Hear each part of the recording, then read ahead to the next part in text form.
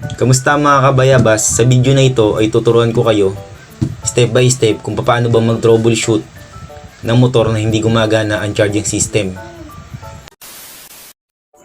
So simulan natin ngayon to sa pag-check ng kanyang mga wiring system mga kabayabas.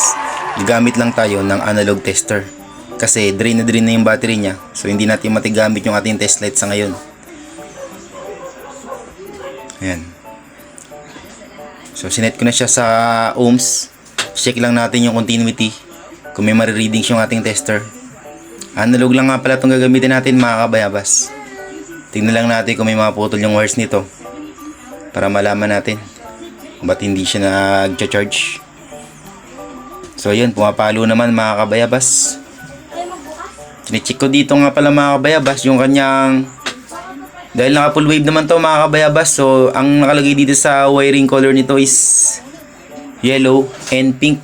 Yan, chinecheck ko lang yung dalawang mga kabayabas kung gumagana yung dalawang charging wire nya.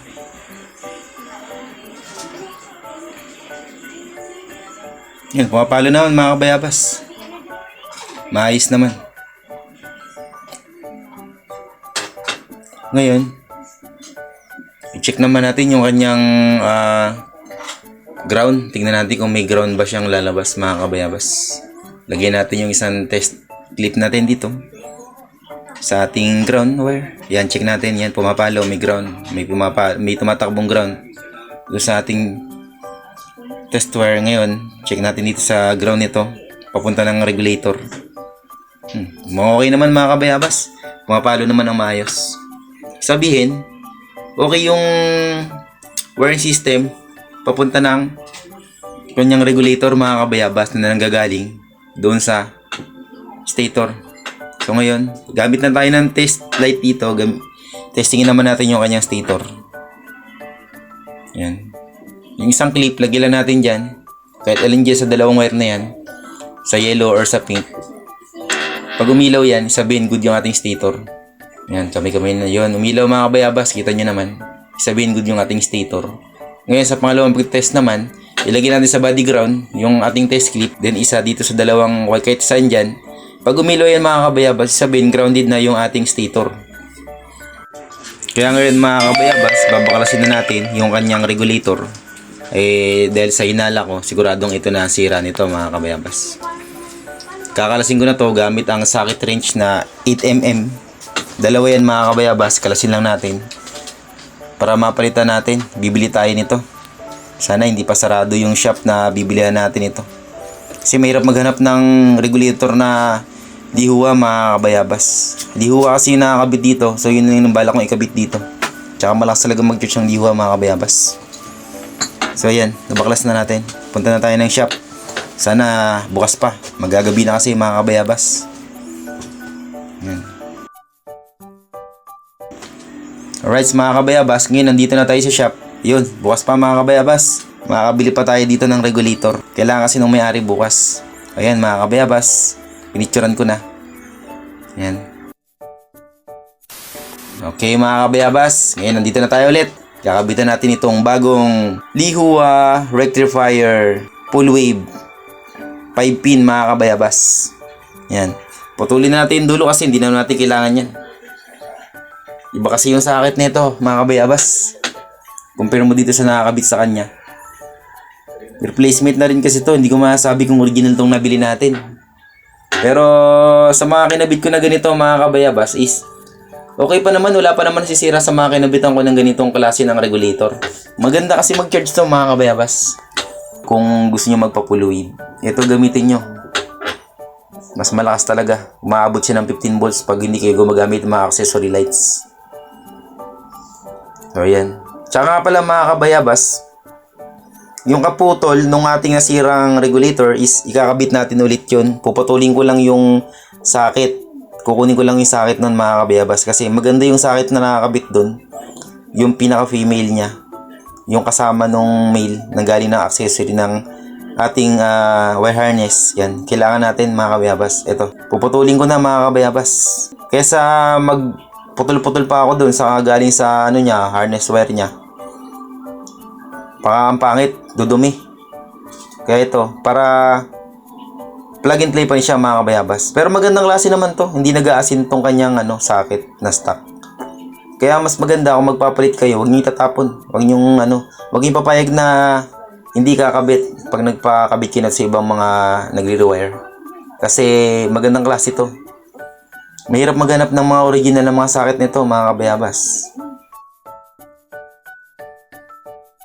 So dito i-rewire natin, unahin natin yung ground, kulay green. Intact nyo lang mabuti mga kabayabas yung tape ng ating green wire kasi yan yung pinaka-negative. Tapos karamihan na, yung matitira na yan, dyan, puro positive na lahat yan mga kabayabas. Yung natitirang 4 na wires na yan. Tapos sunod natin dyan, syempre, yung yellow wire, tsaka yung pink wire. Yan, okay lang naman mga kabayabas na sa inyo lang. Yung pink wire at tsaka white wire, isa lang ang connection yan.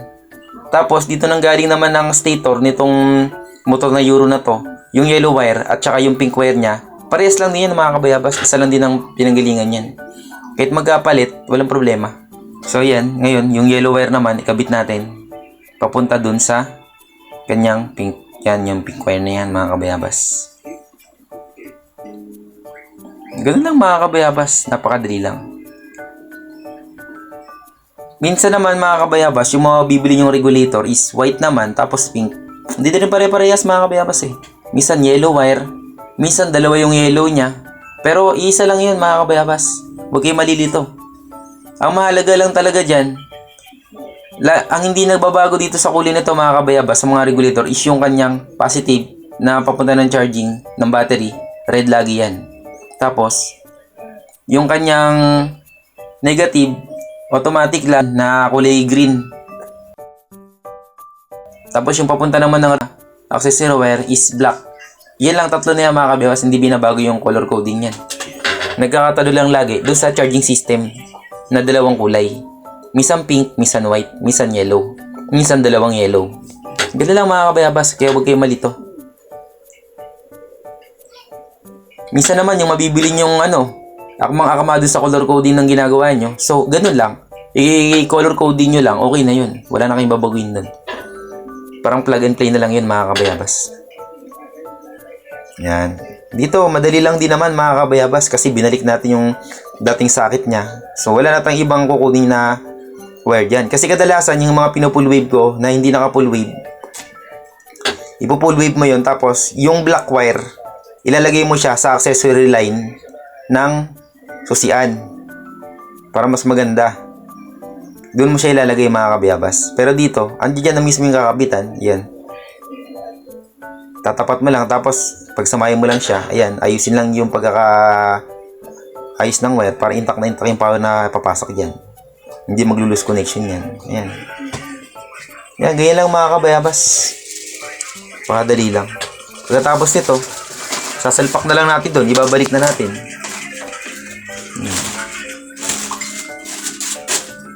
Alright mga kabayabas. Ayos na mga kabayabas. Babalik na natin gamit ng ating 8mm socket wrench. Yan, bago na ulit yung kanyang regulator mga kabayabas. Sure na to mga kabayabas. Ito talaga naging sira. Nag-shorted kasi itong wiring to mga kabayabas. Tapos ginamit niya, hinayaan niya tumakbo. Ang ganito nga palang mga motor mga kabayabas is under to. Basta buong CDI kasi meron itong primary coil. So doon mga kabayabas, nalaman ko nga rin pala na yung kanyang fuse nagiinit mga kabayabas, naglulose connection, kaya nagpa siya na ako ng palitan na lang.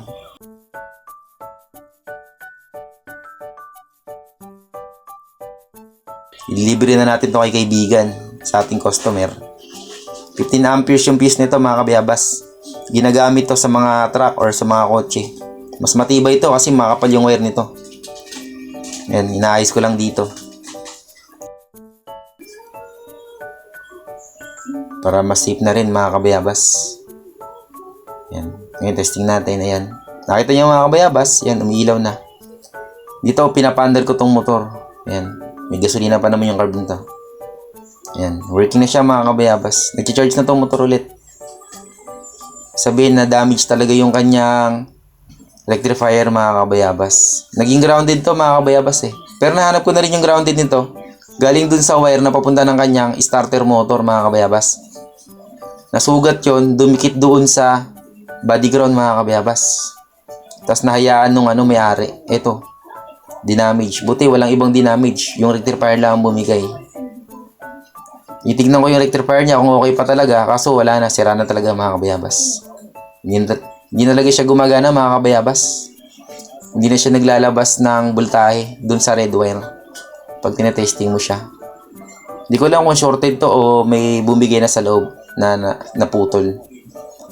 Kasi yung ibang mga tinetest ko nito, shorted, once na tinatry mo siya sa battery, nag-short talaga, nag-spark na lang. Hindi mo siya may test ng maayos. Hindi gaya nito, wala talaga siyang nilalabas. Kahit na konting voltahe man lang. So ayan, sinara ko na yung maka niya.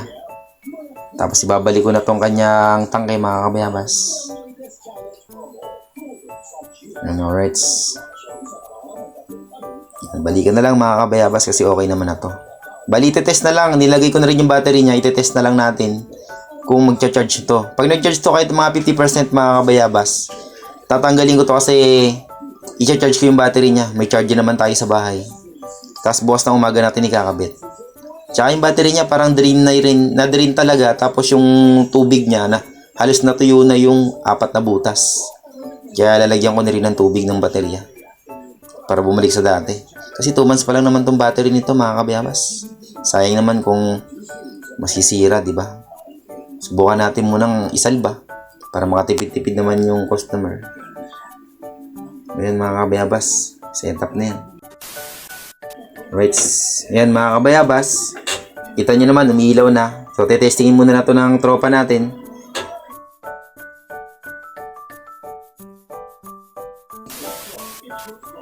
So ito mga kabayabas, okay naman.